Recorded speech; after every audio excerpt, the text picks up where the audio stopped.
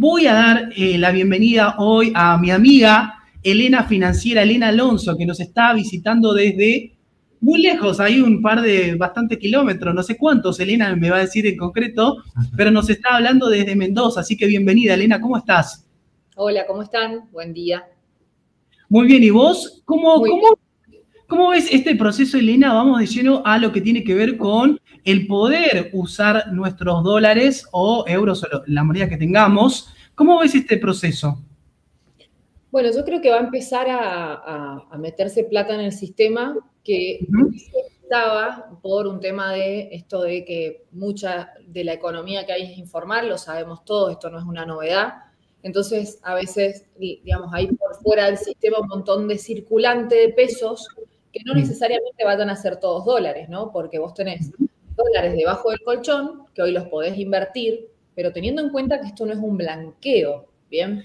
¿Qué quiere decir esto? Que mi posición final de inversiones, de lo que yo tenga, ¿no? Si compro una propiedad, si compro algo en el mercado de capitales, lo que haga, va a estar físico porque, digamos, las posiciones las voy a tener que informar y sobre eso si me corresponde tributar impuestos.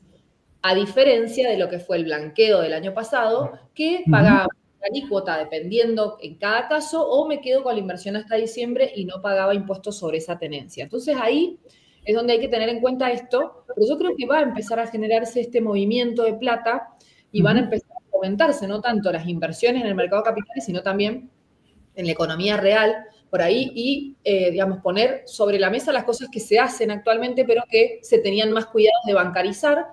Hoy, al estar esta soltura, que creo que la gente va a ir tomando confianza a poquito, no va a ser algo instantáneo, ¿no? De decir, bueno, listo, el 1 de junio voy al banco y deposito lo que tengo abajo del colchón o en una caja de seguridad. Pero creo que, a ver, yo lo tomo como algo positivo porque en realidad ya está, ya existe. Bien, ya existe por la economía informal. Si vos me decís, bueno, después, el lado B de esto, ¿no? Todo el control de, nada, que venga de cuestiones lícitas, el dinero, y que realmente no estemos fomentando, digamos, cuestiones que sean ilegales, creo que ahí tienen que usar otros mecanismos para controlar que esto, digamos, no ocurra, pero la realidad es que hay economía informal, la gente lo que hace es con esos pesos que no declara, compra dólares y se los guarda bajo el colchón. Hoy ¿Cuántos eso, dólares podrían captarse, Elena, más o menos? y se hablan de números, una locura, ¿no?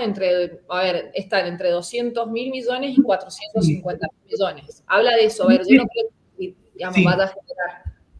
¿Crees que este flujo se dará, digamos, de acuerdo a cómo vaya este proceso? El gobierno, bueno, demostrando mayor confianza a los contribuyentes y también con la ley, o que la gente irá, sacará eso de una, digamos. ¿Cómo ves este proceso? Sí, yo creo que hay que esperar, digamos, que esté la ley, que tengamos más info al respecto. Y para mí Ujú. esta medida va acompañada de la parte fiscal, ¿no? O sea, si vos, Sí. ¿por qué vas a poner todo sobre la mesa? A ver, ¿por qué hay mucha economía informal? Porque la verdad es que los impuestos son muy altos, entonces tiene que haber, y hay también un uso y costumbre, es decir, bueno, trato de pagar lo que menos impuestos pueda, porque a veces lo que uno paga de impuestos es decir, bueno, la contrapartida de eso, ¿no? Los servicios públicos, como la infraestructura que tenemos, bueno, toda esa parte que también, digamos, tiene una solidez importante a la hora de decidir pagar impuestos. Y por otro lado, el hecho de decir, bueno, ¿qué va a venir, no? Esto del super IVA, ¿qué van a hacer las provincias? Bueno, si yo empiezo a decir, empiezo a facturar más, bueno, si, para que vos metas primero, el primer paso es ir metiendo más plata al sistema, ¿no? El comercio, el Ujú. kiosco, pensemos en el kiosco de mitad de cuadra. Y Sí. paga mucho, cobra mucho en efectivo y usa varias billeteras y a lo mejor no factura todo, a lo mejor sí, bueno, hay muchos casos. Bueno, Ujú. ese va a estar colgado hoy para meter la plata en la billetera virtual sin que tenga una información automática con ARCA. Cuando es una persona física, menos de 50 millones, no va a haber una información, hay que tener en cuenta los saldos y todo. Pero, por otro lado, después decir, bueno, pero yo, pues, para facturarlo es otra cosa y tengo que tener en cuenta cuál va a ser el alivio fiscal y fomentar a que esa economía que se va a formalizar en el sistema financiero digamos, se pueda blanquear impositivamente también, para que haya más recaudación y que el trabajo también se formalice. Entonces tiene que haber reformas fiscales y reformas laborales también para que esto cierre por todos lados. Si no, la gente va a ir cauta y más en un año electoral. Mira, cuando hubo el proceso de la votación para que se saliera del cepo, digamos, en la Argentina, para que saliera de, digamos, todas las cuestiones que el gobierno quiso aprobar, bueno, fue bastante engorroso para el gobierno que de alguna manera salgan las leyes. ¿Cómo ves este proceso y si esto podría traer turbulencias al mercado capital? Es decir, al Merval lo vamos creciendo. ¿Podría tambalear en este contexto hasta que esto se concrete? ¿Cómo ves? A ver, la situación de base ya estaba dada y el mercado ya estaba respondiendo de manera positiva a lo que pasó con el acuerdo del fondo, las medidas que se están tomando en cuanto a la parte monetaria, lo cual, si hay una, yo lo veo como si hay una aprobación y esto va un poquito más sobre rieles, va a impulsar el Merval, el mercado en general. Si esto va Sí. más lento, puede ser que en algún punto que haya una noticia, pues, digamos, muy negativa a nivel político, traccione un poquito para atrás, pero la perspectiva en el mediano a largo plazo para mí es buena. Por otro Sí, lado, te lo sí. pregunto básicamente porque, bueno, hay mucha gente que dice, bueno, es el momento entonces ahora de entrar en el Merval, aprovechar que todavía las acciones, algunas todavía no han crecido demasiado este año, y bueno, esto tal vez podría, ¿viste?, generar cierta turbulencia en los mercados, entonces, bueno, la gente preguntando un poco eso. Sí, a ver, siempre, ¿no? ¿Cuándo conviene entrar, cuándo no a un activo? Yo siempre lo que vuelvo a las bases, ¿no? Ujú, Si no nos ponemos en la cabeza del trader de la mesa de una liga o de un banco, sino del ujú, simple mortal que tiene unos pesos, unos dólares guardados ahí. Bueno, todo depende para qué quieras usar ese dinero, ¿no? Y todo depende también cuál es el objetivo y la estrategia que vas a usar. ujú. Muchas cosas que yo he recibido en el último tiempo es, bueno, vendí una propiedad, estoy por comprar otra, pero todavía no cierro, ¿qué hago con estos dólares?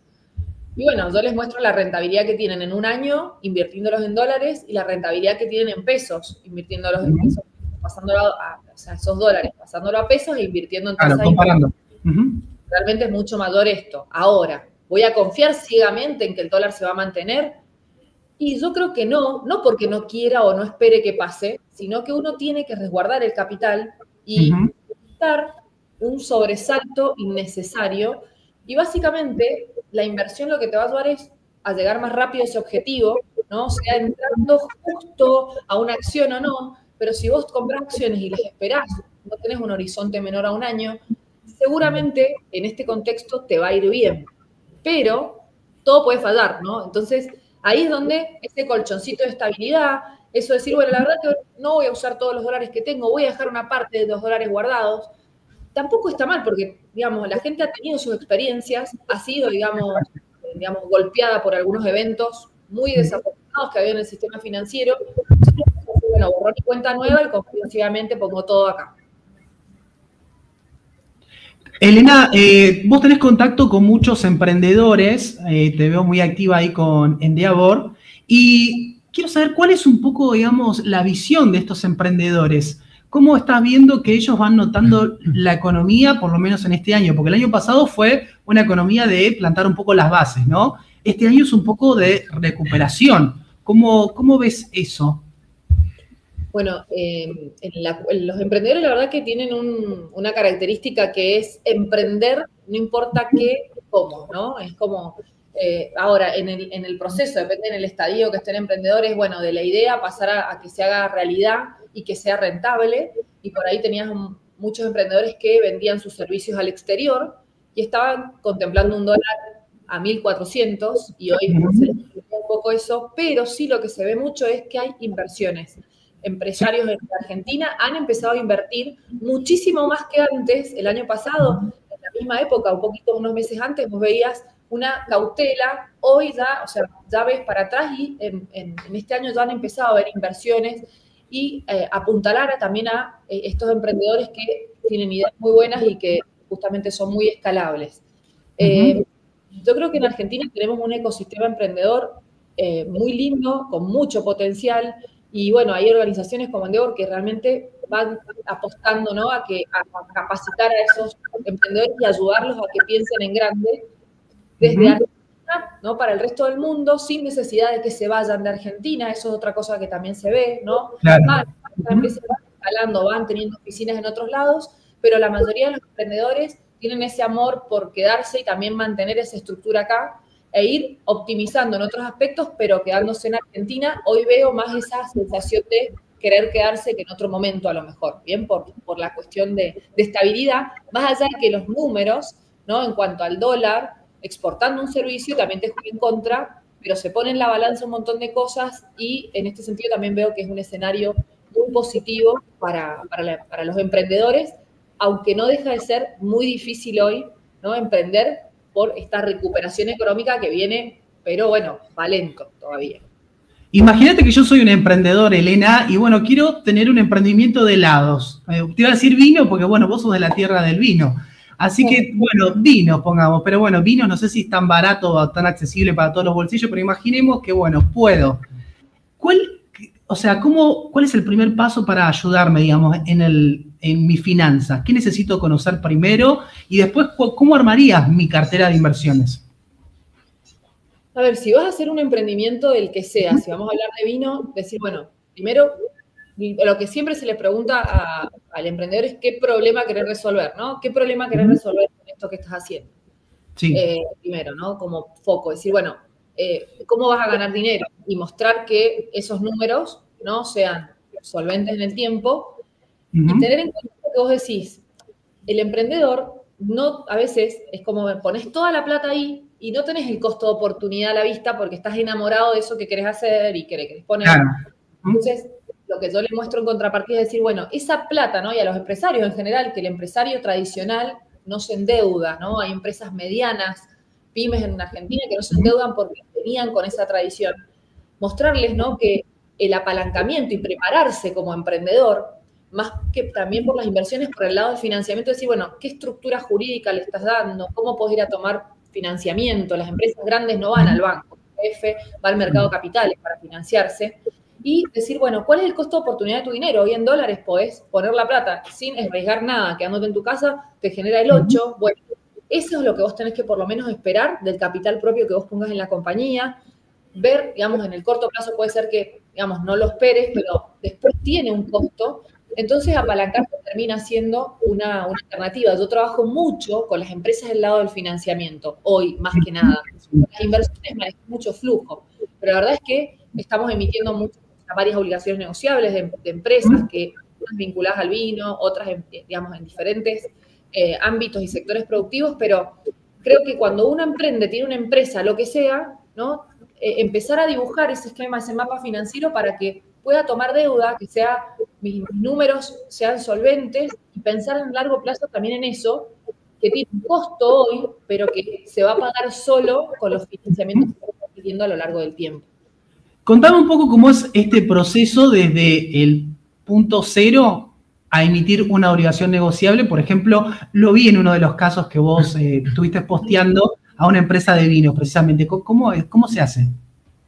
Bueno, lo primero que se trabaja con la empresa cuando salís a emitir deuda, hoy una pyme no tiene que tener un régimen contable diferente, ¿no? Hace varios años salió el régimen pyme de CNB, que lo que te hace es con un aval de una sociedad de garantía recíproca, que esto es una empresa que te pone como un check de empresa grande, entonces accede al mercado de crédito con mejores condiciones.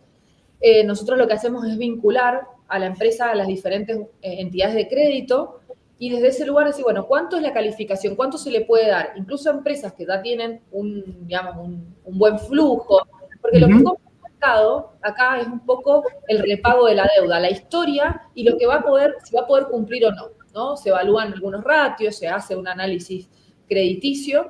Entonces, cuando ya tenés el aval, que a veces es solamente... Ese proceso de auditoría y, digamos, para saber la calificación crediticia, ¿cuánto tarda más o menos? El problema a veces es la empresa que no presta toda la información, pero si vos tenés toda la información, en 2 semanas más o menos tenés la info de... Podés ir, no sé, podemos hacer una emisión de 100 millones, de 200, de 1000, de 2000, lo que sea. Ahí ya es como una primera pauta. Y ahí se empieza a trabajar, bueno, ¿para qué es lo que se va a colocar? Se piden flujos de fondos proyectados, se ayuda en la empresa en este sentido, y se empieza a decir, bueno, ¿a cuántos años? Porque acá, como es a medida, no es como el banco, tenés varias ventajas. El hecho de que vos lo ponés a discreción tuya al flujo, eso lo ayudamos a estructurar y a organizarlo desde la empresa para que la empresa no se colapse con el flujo que tiene que pagar. Y después decir, bueno, está bueno, vos podés hacer esto ahora que está comprando el mercado, porque también tenés que hacer algo que sea atractivo al mercado y ganar el costo de oportunidad que tengan. y trabajar con entes de garantías que sean buenos porque finalmente el fondo común de inversión o la empresa, porque tienen que ser inversores calificados, no puede una persona física ir a comprar directamente, en la emisión primaria al menos, en ese caso tiene ese costo, o sea, compra el riesgo de la sociedad de garantía recíproca o el ente de crédito, no así de la empresa. Entonces, la empresa va haciendo ese caminito. En CNB tiene que solamente subir algunas cuestiones, no tiene un régimen de información tan exhaustivo, que eso también nosotros lo ayudamos a preparar. Y una vez que ya empezás a salir al mercado, es como que ya imagínate, siempre tenés esa puertita abierta para emitir deuda y que un complemento, capaz que no te convenga, pero ese es todo el proceso, ¿no? Y nosotros decimos, bueno, a ver cuándo conviene salir, listo, salgamos. El tema es que a veces cuando están esas ventanas donde todos los fondos compran, no hace muchos años, en el 2016, incluso en los cheques, yo empecé haciendo muchos cheques para las pymes, porque era la herramienta para traerlos al mercado. Claro. Los fondos tenían que cumplir con un cupo y compraban a tasa cero, incluso negativa, los cheques, porque tenían que cumplir con la fotito de los fondos pymes. Y a veces pasan estas cuestiones en el mercado, pero si vos esperás hasta ese momento, no vas a llegar y vas a llegar tarde. Entonces, el ejercicio que yo hago mucho con las empresas es esto, estar siempre listas para salir, y salimos cuando conviene, ¿no? Por un tema por obligación salir al mercado, y ahí tienen una cuestión de que no tienen impuesto a los sellos, de que también el que compra, si es una obligación pyme, tiene también unas cuestiones impositivas que son favorables. Claro. Hay muchas cosas a favor, pero bueno, hay que hacer el caminito y no es complejo, no es para nada complejo. No sé si el año pasado o porque ya me mareé con todo lo que pasa en el año, tuviste otro hijo. ¿Cómo se llama tu otro hijo? No, tengo uno solo, por suerte. Sí, pero tuviste un hijo de papel. Perdón, estoy lenta, porque en realidad no lenta, sino el lunes arranqué con 800.000 cosas. Claro. Perdón, fue muy... ¿Cuál es la mejor inversión? Porque así se titula tu libro, ¿no? Sí, tu mejor inversión, me dijiste, acá está. Ahí está, perfecto. Se ve medio borroso. Ahí se ve. Ahí, sí, déjalo quieto. Perfecto. Ok, lo dejo ahí un ratito. Ahí está. Sí, ¿cuál es tu mejor inversión? A ver, para mí la mejor inversión que tiene una persona es sentarse y evaluar cómo están sus finanzas. La inversión va después. Yo empecé a trabajar en el mercado de capitales desde el 2012, vengo trabajando en esto, asesorando a empresas, a clientes a invertir, a financiarse, pero cuando empecé a hablar de esto, vi mucha necesidad de volver muchísimo para atrás, ¿no? Decir, bueno, está bueno la inversión, pero ¿qué es un plazo? O sea, lo único que conozco es el plazo fijo. Y peor aún, muchas personas no se ponen objetivos financieros, ¿no? Claro. Entonces no se puede medir, digamos. Claro, pensar en invertir es un resultado de haber ordenado las finanzas y no al revés. Entonces, es como que el libro lo escribí pensando lo que a mí me hubiera gustado leer cuando empecé a ordenarme financieramente, pero básicamente se trabaja mucho qué trabas tiene uno, ¿no? Yo tengo incluso amigas y ayer en todas las conversaciones que tengo, veo tus videos, pero entiendo la mitad, porque no sé, me cuesta, no quiero, me da miedo. Entonces hay que trabajar mucho. Uno que está en este mercado y uno que está todo el día hablando de números, viendo el mercado, las paridades, la TIP, pero hay gente que esto lo abruma.